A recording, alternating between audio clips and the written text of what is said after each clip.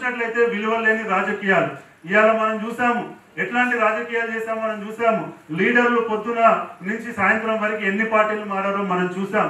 ఇవాళ ఇక్కడ ఉంటాడు, ఆ లీడర్ని తిడతాడు, రేపు పొద్దుగాల పోయి ఆడ కండవ కప్పించుకుంటాడు.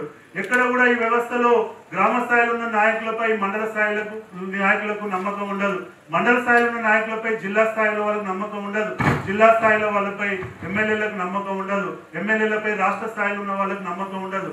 ఎప్పుడు చూసినా కానీ ఏదో ఒక అంటే ప్రజల కోసం వచ్చినామని చెప్పుకునే వాళ్ళు వీళ్ళు ఆపర్చునిస్టిక్ గా తయారైపోయి ఎక్కడ అవకాశం ఉంటే అవకాశవాదం రోజు రోజుకు పెరిగిపోతుందా లేదా? మీరే చూసారు, మనం ఎన్నో సర్వేలు చేసాం, సర్వేలలో వాడికి ఎంత లాభం జరిగినా కానీ వాడికి లాభం జరిగింది కాబట్టి లీడర్కి పనిచేస్తానని ఎవడైనా చెప్పాడా? ఎక్కడ కూడా.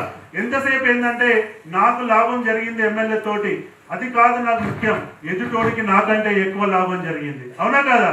అంటే రోజు రోజుకి ఈర్ష్యాభావం పెరిగిపోతుంది. నాకంటే ఎక్కువ నా పక్కకున్నోడికి ఎక్కువ లాభం జరిగింది కాబట్టి నేను నా లీడర్కి పనిచేయను, ఆ లీడర్నే పని చేసుకోమని చెప్పేటువంటి సందర్భాలను కూడా మనం చూసాం. ఇవాళ పొద్దుగా లేస్తే ప్రెస్ మీట్లు పెట్టి దుమ్మెత్తి పోసే వాళ్ళు ఎలక్షన్స్ రాగానే ఎట్లా కండువలు మార్చుకున్నారు, ఎక్కడి నుంచి ఎక్కడికి పోయారు, ఎక్కడి నుంచి ఎక్కడికి వచ్చారో మనం చూస్తున్నాం. ఎక్కడైనా విలువలతో కూడుకున్న రాజకీయాలు మనం చూసామా? ఎవరైనా ధైర్యంగా నేను ఓటుకు డబ్బు ఇయ్యను, లిక్కర్ ఇవ్వకుండా ఓటు వేయించగలుగుతానని చెప్పి ధైర్యంగా చెప్పిన చూసామా? చూడలేదు. సో ఇలాంటి పరిస్థితుల్లో మనము ఎటు వెళ్తున్నాం అన్నది మనం ఆత్మవిమర్శ చేసుకోవాలి.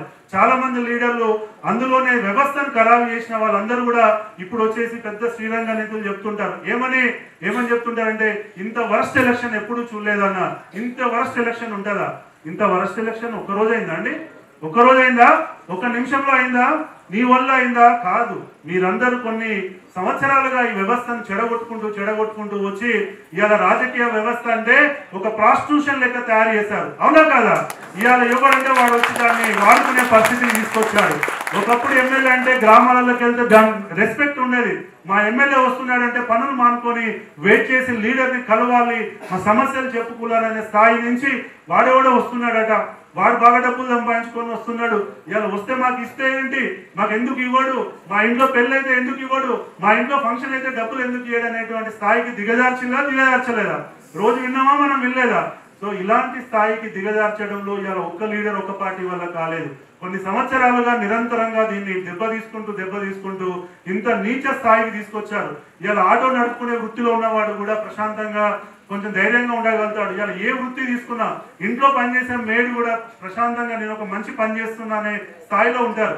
అలాంటిది ఇలా రాజకీయ వ్యవస్థలో ఉన్న వాళ్ళంతా గిలగిలా కొట్టుకుంటున్నారు. దానికి కారణం ఎవరమ్మా? మనం చేసుకుంది కాదా? మనం ఆత్మవిమర్శ చేసుకుంటే తప్పు మన వైపే ఉంటది. కానీ దీనికి ఏం చెప్తారంటే ప్రజలు చెడిపోయిన్లు, ప్రజలు కరప్ట్ అయిపోయిన్లు, ప్రజలు న్యాయంగా లేరు, ప్రజలు మార్పు వచ్చింది, ప్రజల్లో ఆలోచన విధానం చేంజ్ అయింది కాబట్టి ఇవాళ వీళ్ళు మమ్మల్ని ఓడగొట్టారని చెప్తారు. అది కరెక్టా? మీరు నమ్ముతారా? నమ్మరు కదా ఎవరు కూడా. సో అది ఇవాళ పరిస్థితి ఏంటంటే తప్పు చేసింది లీడరు, కానీ దాని యొక్క బాధ్యతని వాళ్ళు ఒప్పుకోకుండా వాళ్ళ ఆత్మవిమర్శ వాళ్ళు ఒప్పుకొని ఇవ్వట్లేదు. ఇవాళ ఓడిపోయిన ప్రభుత్వం ఏం చేసిందో మనందరికీ తెలుసు. ఏ రకంగా అంత అభివృద్ధి చేసి అంత సంక్షేమం చేసి కూడా ప్రజలతోటి ఎమోషన్ కనెక్ట్ లేకుండా పోయింది. ఎందుకు పోయిందంటే మనం ఆత్మవిమర్శ చేసుకుంటే మనకు తెలుస్తుంది. సో ప్రధానంగా ఇవాళ విలువలు లేని రాజకీయ వ్యవస్థలో మనం బతుకుతున్నాం.